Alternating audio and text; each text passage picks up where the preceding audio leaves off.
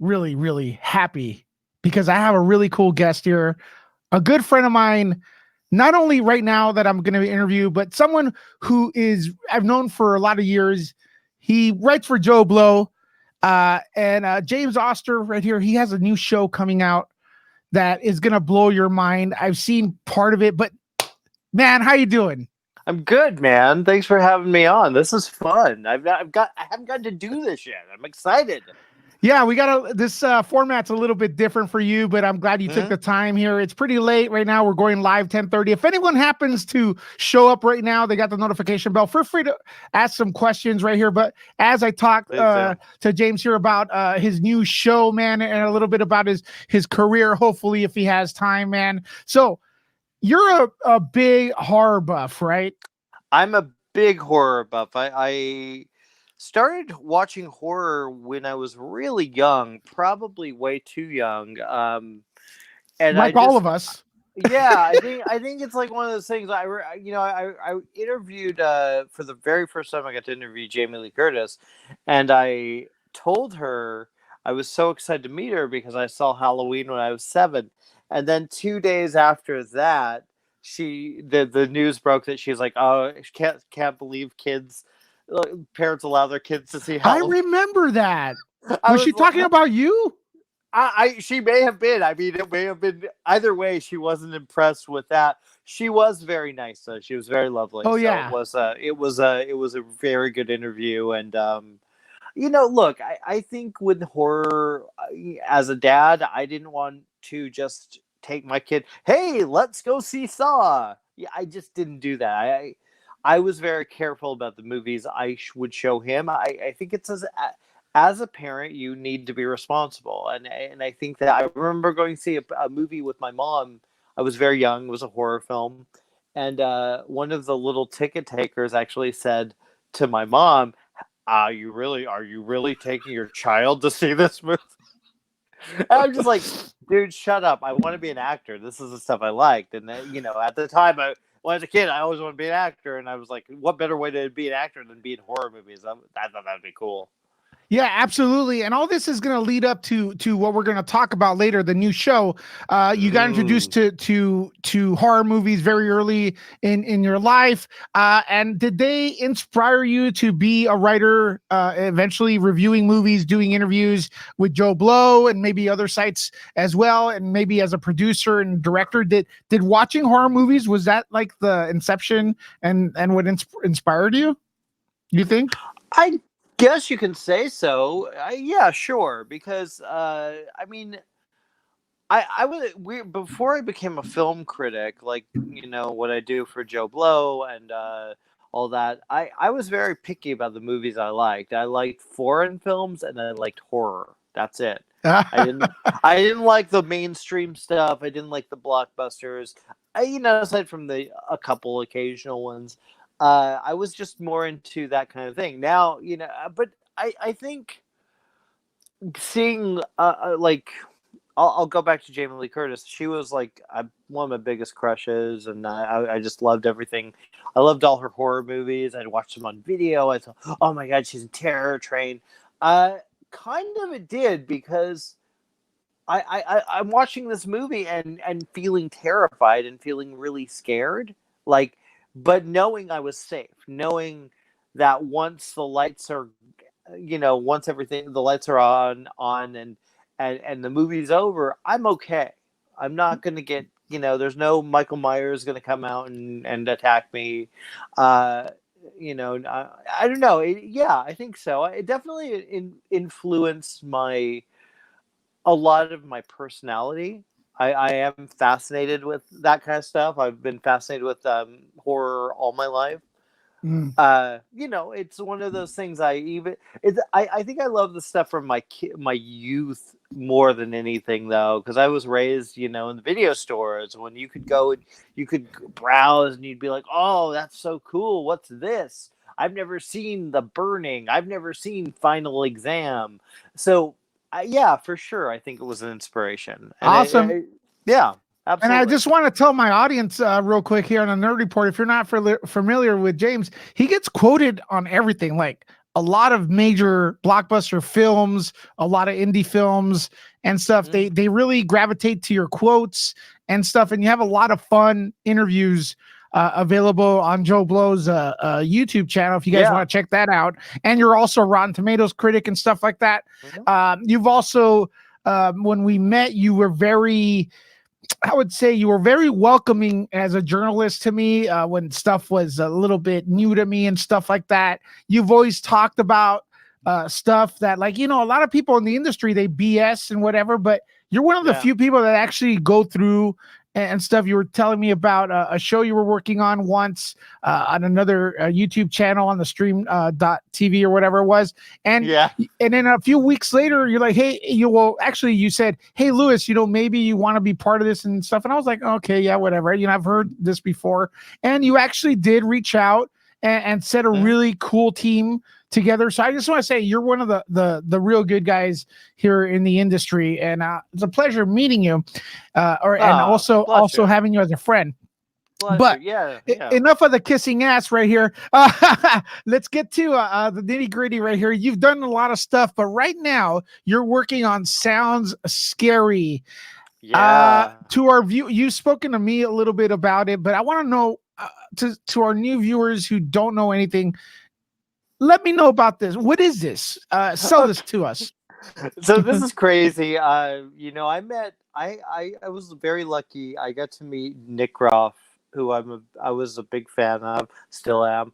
Back when I did an episode of Ghost Adventures, I had experiences at this guy's house. The David Oman, he invited me to the house. I came. I got to be on the show. I got to meet Nick. We instantly connected. Cut to, I'm not going to get too long a story. Nick and Elizabeth Saint have started, about 2 years ago, I believe, they started a streaming service called VidiSpace, which is paranormal, which is genre, which is horror.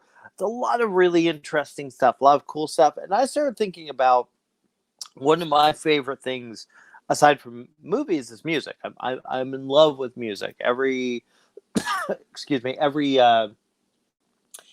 I like music. I just love it, and I don't get to talk about that much. And I started kind of thinking about, well, what if we did a live, an interview show, a long form interview show, and talk about music and talk about other things that aren't just performance or acting or whatever. And so I hooked up with my buddy Ryan Coltrera, and I started, I talked about this idea. This sounds scary, and we were both like, "Yeah, this is kind of up our alley," because we both are massive horror fans. We both know a lot about horror, and the next thing you know, I talked to Nick, I talked to Elizabeth. I said, "What do you think of the show?" And they're like, "That'd be cool. We like it. We like the idea." So about a year ago, we shot the pilot. And it was a while ago. It's with a gentleman named Ian Honeyman, who's an incredibly talented composer, and he actually did the music for the show. We had him as our first guest. We did this pilot. It took a really long time to put together. It got finished. I sent it to Nick and Elizabeth, and they were like, "Hey, we love it." And so here you go. Now it's Sounds Scary. It's a long form entertainment show where we've had Ian Honeyman, we talked to Patrick Lussier, who did My Bloody Valentine and Drive Angry, and he worked on, oh my God, one of the best interviews ever. What an amazing guy. Ian as well. We talked to Paul Salamoff. We've talked to Gavin Michael Booth. We've talked to all these different people. We talked to Chad Lindbergh. It's a different kind of interview show, because when you do junkets, you got 5 minutes and you got to get in there. They say 5, but it's me, it's 2. They just 3. 2 quick. Get out of here. Depending on the day. This is unrestricted, and for the first episode, I'm really excited about because Ian has worked in a lot in genre, and he's got a lot of interesting stories. And one of the things that we wanted to do, because it is paranormal, it's a paranormal, focus on the channel, we thought it'd be fun to have ghost stories. So each one of our guests adds, depending if they, Patrick's not really a ghost guy, so we didn't do him. But I mean, he talked Wes Craven, guys. Talked Wes Craven. That was amazing.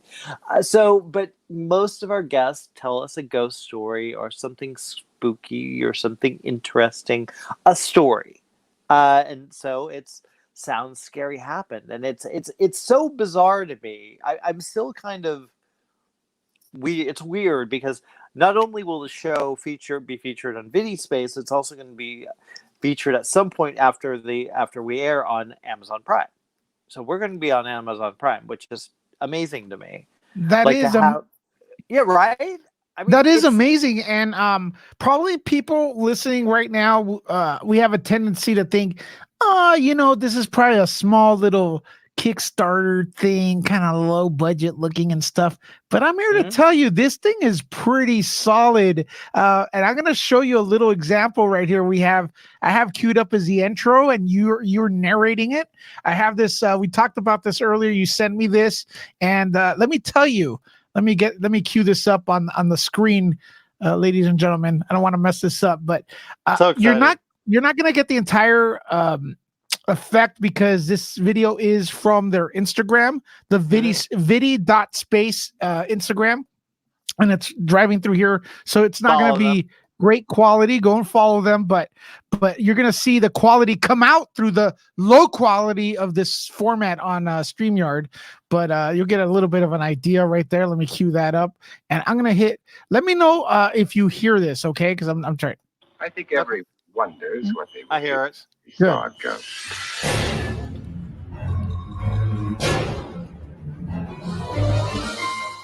At the heart of horror, there has always been more than spooks and scares.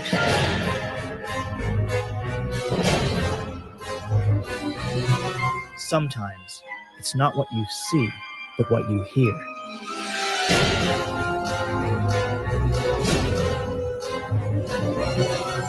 Welcome to Sound Scary.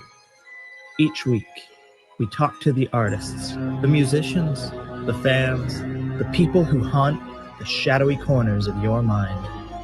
Join us as we delve into the deepest, darkest, and most unforgettable earscape. Welcome to Sound Scary. Thank you. Premieres Friday, February 7th. Awesome. Yeah, it premieres on VidiSpace on the 7th. I don't know if it will go to Amazon Prime immediately. I think it'll take a couple of days, but it will be there soon. I'm really excited about it. I am too. I am too, man. I didn't edit that. That is Ryan. But your voice, so it's a team. Look, let's be honest. Yeah. Great things are a team effort. You know what I mean? You're voicing it. Ryan edited it. I haven't met him yet. I would love to get him on here. That'd be great. This looks really, really good. You got to go to the Instagram vidi.space and check it out on your own computer with the high definition, because I don't think you're getting the justice. This is A+ production. It's horror. People are complaining about not having new stuff available to them entertainment wise with movies and stuff. Well, here's your chance to put your money where your mouth is and check out something that's cool and new. You know what I mean?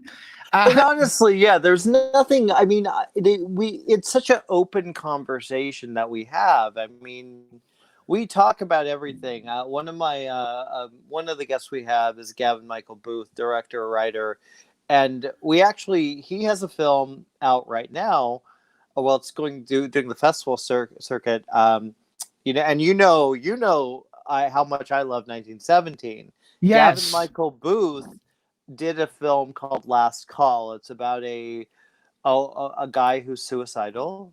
He makes a call. It's a wrong number, but it's literally the entire movie is a phone call between him and the stranger who happens to pick up for him. Not a horror film. It's a drama.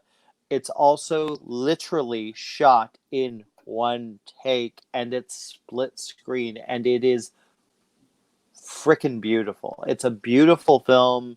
I was so moved by it, and I don't get moved to tears often, but I did with that movie. And so we got to talk a lot about how he shot the film.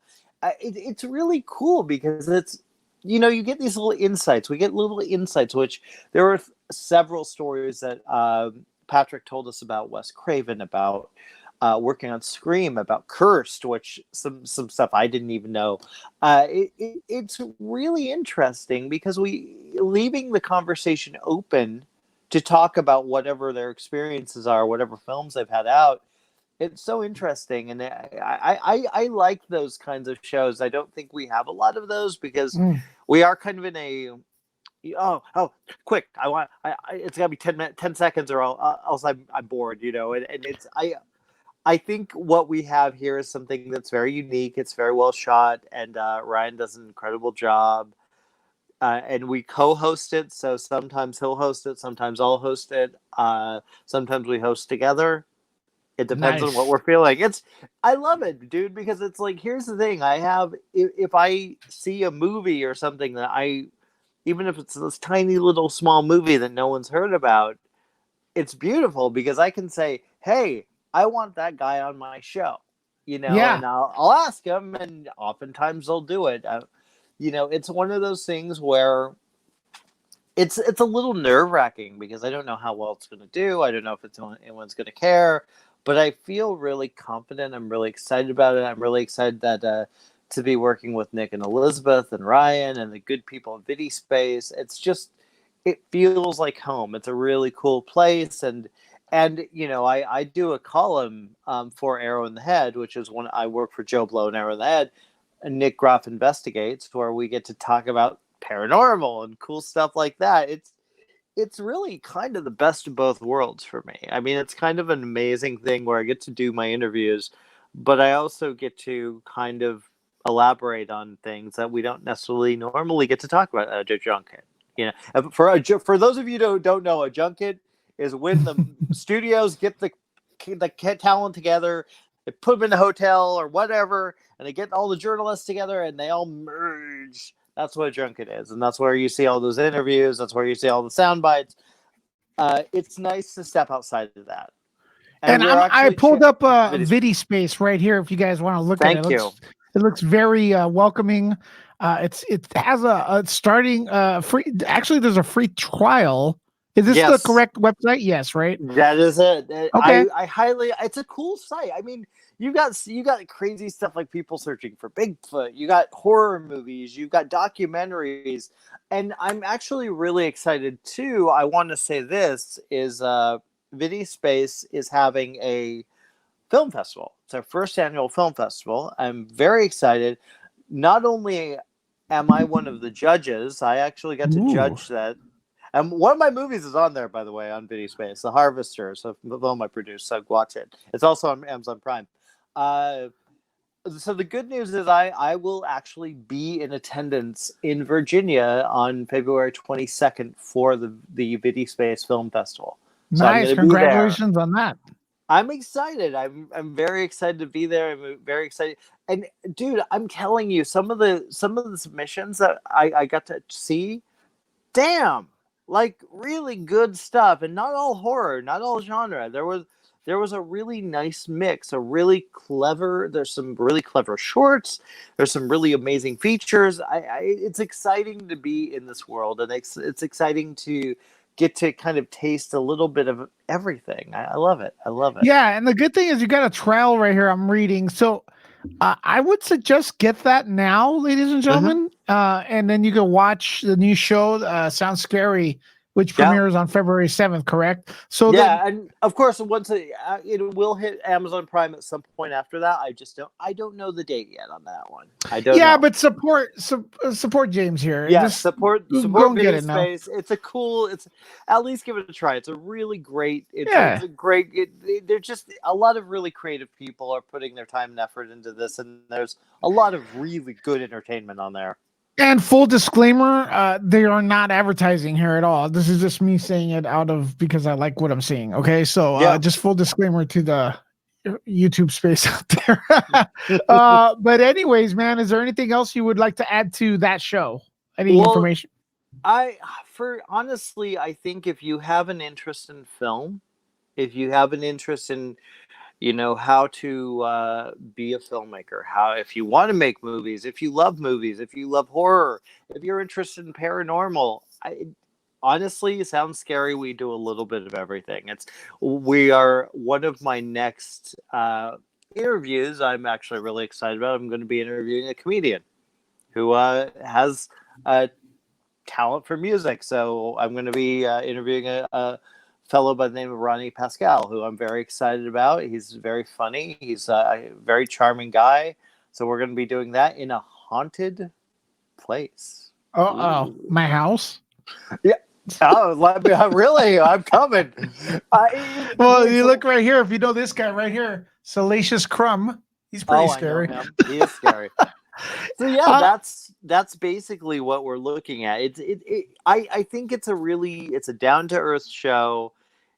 We do talk about scary stuff. I'm telling you, Ian's haunted story is really creepy, legitimately creepy. And Ian is not one of those, he's a very regular, down to earth guy who just happened to have something very creepy happen to him. And I love stories like that. I wanted the best of both worlds, man. I want to talk movies, music, horror, paranormal, everything. It's just and fun. that's why you and I get along so much, because I like they say here, like the Nerd Report YouTube channel, they say that YouTube channels are supposed to be like one topic, one thing, and I just love so much stuff. I can't make this channel only horror. I can't make this channel only comedy. I can't make it only Star Wars or whatever. I gotta talk about a lot of stuff because there's so much greatness in this world, and sometimes we go in a narrow path, right? We don't venture out. There's so many different kind of food out there that we haven't tried. There's so many great things out there, cinema, people, and stuff. So go out there and live a little, ladies and gentlemen, right? Live a little bit. The best thing about becoming a critic for me was opening my eyes to movies I would have never given a shot to before. And I honestly like way more movies as a critic than I did as just your regular before I was reviewing, before just becoming an actor type of thing. Because I used to want to be an actor, so it was like. But I was like, Christian Bale took your place since you got that Christian Bale look. Yeah, I got the hair. I agree. Some of the best movies I've seen have been, and you can probably relate to this, and a few other journalist colleagues. I've been invited to movies I've never heard of with kind of weird titles and, kind of uninteresting trailer. Drive up to West LA in a small screening room, holds maybe 20 people, sit down, lights dim, and just be wowed for 2 hours and have to go home, driving back home thinking about, wow, this was based on a true story, or who did this. It's so good. And then I want to get on the phone and just like share the experience.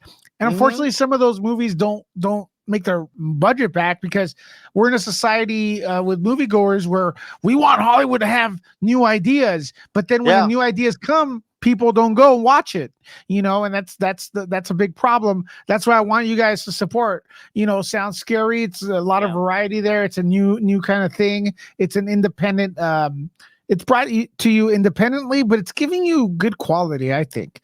So we try. Yeah. Well, it looks like it. You say something. I'm gonna watch it. I'm gonna give it an honest review, man. I hope you do. I hope you do. What were you gonna say? Here's the thing. You go in. Look, you no matter what you do, you're going to have people that don't like it. You're going to have people that don't love it. You're going to have people that probably hate it. It's opinion, and if it works for you, great. But I feel like we try to do it so differently, and having co-hosts.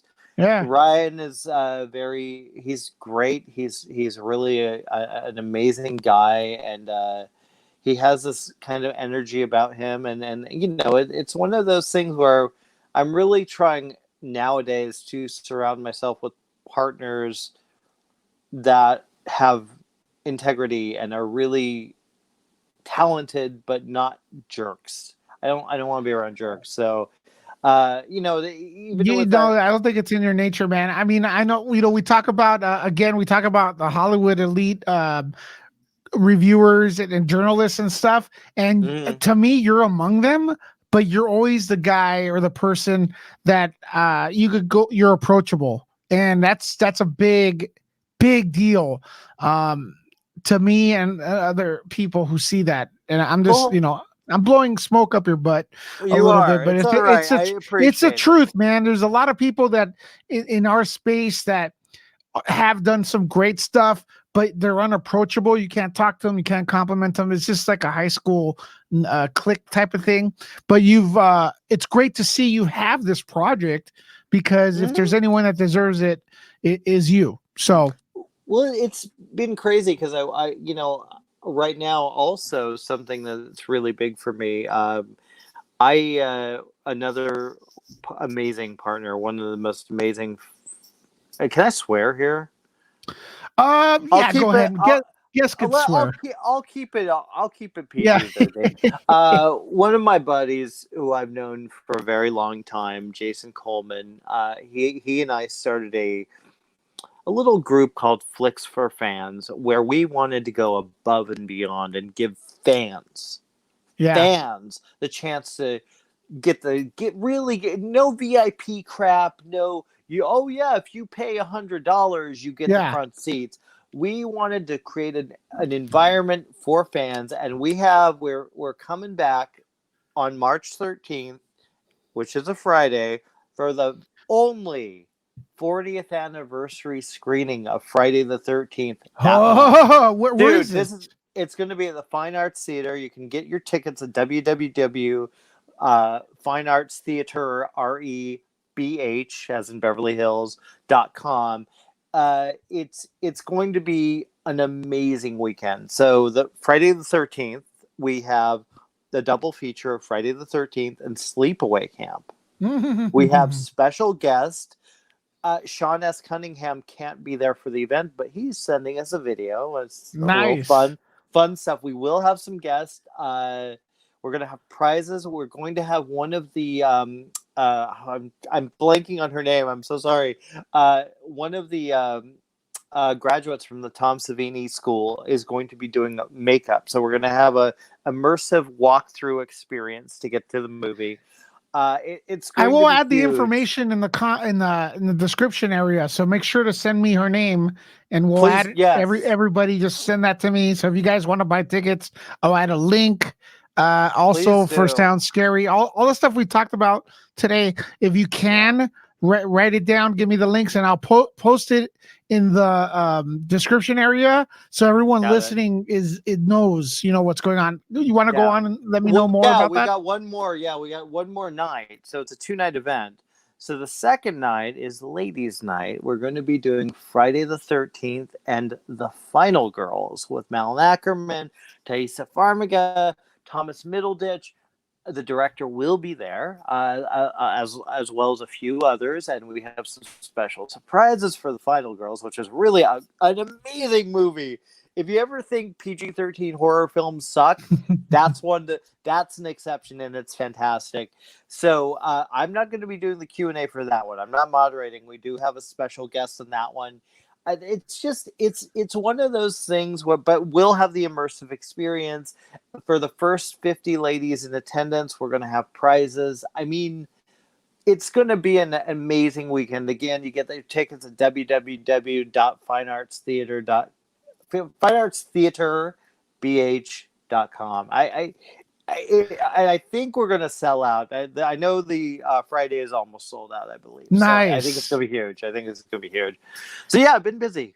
Yeah, that sounds great. I have a story about Friday the 13th that never escapes me. This was years ago. This was when I want to say, okay, so this was when 28 Weeks Later was released. That was a long time ago. Remember that one? Yeah, it was a bit. And speaking of the power of horror, and how some people, and also it kind of ties into what we were talking earlier about how people are closed-minded. So horror has a niche, and some people will not watch horror; they look down on it or whatnot. So I was at a theater getting ready to watch 28 Weeks Later, And I remember the lady, at the stand, we got some popcorn before, and we started talking a little bit. And she said, I want to be an actress and stuff like that. I go, well, you know what? Are you watching 28 Weeks Later? And she goes, oh, I don't do horror, and she goes, I would never act in a horror movie because that's kind of like below me. And I'm thinking, Friday the 13th, Kevin Bacon. You know what I mean? I'm like, so many actors. Tom Hanks, He Knows You're Alone. Jason Alexander and Holly Hunter were both in. Well, what about the guy who plays Hawkeye? What's his name again? The guy Jeremy Renner. Yeah, he's in 28 Weeks Later, but he wasn't popular back then. He's the main actor. He also played Jeffrey Dahmer in Dahmer. Yeah. I mean, which was not necessarily a horror film, but it was a very disturbing film. But a lot of like Jennifer Aniston and freaking Leprechaun. I mean, there's nothing wrong with doing horror, but and especially today, especially when you have people like Toni Collette, who should have gotten an Oscar nomination for Hereditary, Essie Davis for freaking The Babadook. There's so many. Jane Levy in Evil Dead was wonderful. The remake. There's so many great. And you know what the producers are saying? People. You know what the producers are saying when they see horror people? They're so used to spending $200 million a movie, right? So when they see people who are successful in a horror movie, they're thinking, I don't have to spend that much money. Because the people I'm working with are used to giving a kick-ass performance and presentation with a very low budget. And that's what the horror movie, that's what they are. They're kick-ass performances with a very low budget. So the producers are like, yeah, we want this. You know what I mean? And we're lucky. We're lucky right now. The past few years we've had, there's a lot of bad horror, but there's also a lot of really amazing horror coming out on a regular basis.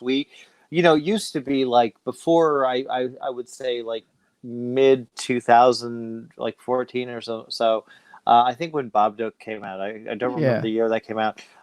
There's so many movies that were like every year they were having these great movies, but before then you would be lucky to get maybe 2 or 3. Now it's like I can easily do a top 10 horror every year. Nice. Because last year you had In Fabric. It was really weird and wonderful. You had the Midsommar. You had I didn't love it, but you had It Chapter 2, which I think was a bit of a disappointment after it. I think with it, that's a different topic, and I would love to do some regular podcasting with you because we could talk about like It, and I feel like something like It is that was an opportunity where the director and writer should have taken creative liberties, because from what I understand, the second part of that book is not that interesting. So what you do, that's when you come in and change things around to up it. And I think what happened is they kept it like the book. So they're also holding on to the success of the first film because the kids were so amazing. They were amazing. But the problem is they tried to have the best of both worlds, and they were like, okay, well, we want the kids, but we want the adults. And it was just too long. I mean, it was I felt we had the kids.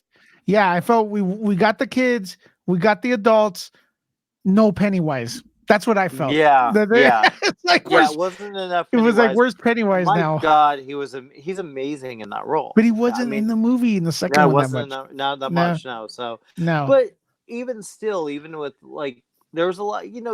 There were a lot of bad horror movies last year too. But then there's certainly been a couple bad horror movies this year. Well, let me tell you Let me tell you my opinion. I had a great time watching It Chapter 2. I had a great time.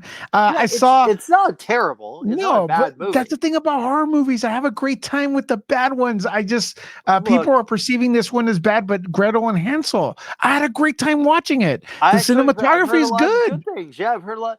I've heard a lot of good things. Okay. Next on Friday, you have The Lodge coming out. If you want to, oh my God, wow, good. Damn, it's fantastic. It's just not a happy movie. Oh my God, but it's Riley Kylo is who was in one of my favorite movies, Mad Max Fury Road. Yeah, as capable. She delivers a stunning performance, and this is just a simple story. It's the same people who did Goodnight Mommy, which was super disturbing. Just about a guy that brings his kids and his new girlfriend to a cabin for the holidays. He has to leave for a couple days. Stuff happens. I Yeah. didn't want to give it away because it's such a horror is exciting to me again. Like the past few years, horror is really exciting to me because I think some of the best, most interesting ideas are coming from horror. And I mean, look, I love any of that. When you're talking about original films, man, I was trying to come up with my top 10 last year, and I was like, I couldn't find the number one spot. I went through my screeners. I had no real interest in watching this movie because I hate war movies. I'm like, okay, I'll watch this 1917. I was just like, within 30 minutes, I'm like, this is my favorite movie of the year. I mean, I knew immediately because it resonated with me, and again, it's original. I mean, there's stuff in 1917 that's scarier than any horror film. That one scene in where he's in that ruins of that town, that's terrifying. That's terrifying. So, look, original filmmaking is not dead. I mean, it's almost kind of useless to complain too much about sequels and remakes right now because so much of this business is sequels and remakes. And that's kind of the world we're living in. But at the same time, it's not titled the same. They're getting the ideas from something else, right? Yeah, exactly. And it is what it is. We go through, but I don't think we can ever give up on original filmmaking. I think it's always going to be there, and I think sometimes it's going to break through. And I'm happy that 1917 has become a hit, and I want it to win Best Picture. I want it to win if I cared about the Oscars, I'd be like, oh yeah, win well, it's this week, so yeah, I will probably not be watching. I'm actually probably going to go see my friend at a comedy show, so that's what I'm doing. That's fine. I'm not really into the award shows except for the one I'm a part of the Hollywood Critics Association. Yeah, so am I. Yeah, I know. Congratulations, by the way. Happy about that. That is a very cool group. And again, we talk about people in the industry that BS and don't deliver. Hollywood Critics Association is not one of them. They do deliver. No, they do. They're very fair. Very, very fair. I always feel welcome by their leaders, and I also feel welcome by the people who are part of it, the critics in there. So definitely go and check them out. Good group. Okay, look, we've been here 40 minutes, man. It's almost hitting midnight and stuff. Would you be down to come again and maybe do some other stuff here? Of course, dude. Of course. I mean, we let's come back closer to Friday the 13th. Let's talk Friday the 13th, man. Let's do it, man. All right. James, thank you very much. Where can people follow you? You can follow me on, I've got all those stupid sites. I've got Twitter, Jimmy to the O. I've got Facebook, James Oster. I've got Instagram. I'm on Snapchat, I think. Yeah, I am. I just joined TikTok. I have almost no followers. Because you have to be 12. Yeah, that's really... Well, I joined it for my buddy wanted me to do it, and he was like, no, you got to watch my videos. I'm like, okay, fine, I'll do it. But yeah, it's fun. I think it's a little too hip for me. I don't know if I'm quite that hip, but it's fun. There's some great stuff. Will Smith's videos are really funny. I really enjoy his, and I'm not, so yeah, I'm all over social media, and of course, JoeBlow.com, Arrow in the Head, my two favorite sites. I love those sites. I'm so happy to be a part of them. Still, after all these years, I'm still happy about it. Yeah, man. Once again, thank you very much. Congratulations on the new show. Sounds Scary. The trailer is available right now on vidi.space. That is the Instagram handle. They also have a website, so check them out over there. February the 7th. Subscribe to it. 14 days free. Binge your show, whatever you have to do. Check out other stuff as well. You can follow me here on the Nerd Report, of course, and also social media, Instagram at NerdLecca, as spelled on the screen right there, or Twitter. You can follow me there. Right there. I also have a TikTok, but you're on TikTok. I am. I'll follow you. Oh no, I'll follow you. We could start like the old people's version. Yeah, right. Grampy Yeah, version. man. All right, guy. Thank you very much for watching, everyone. Bye bye. Thanks.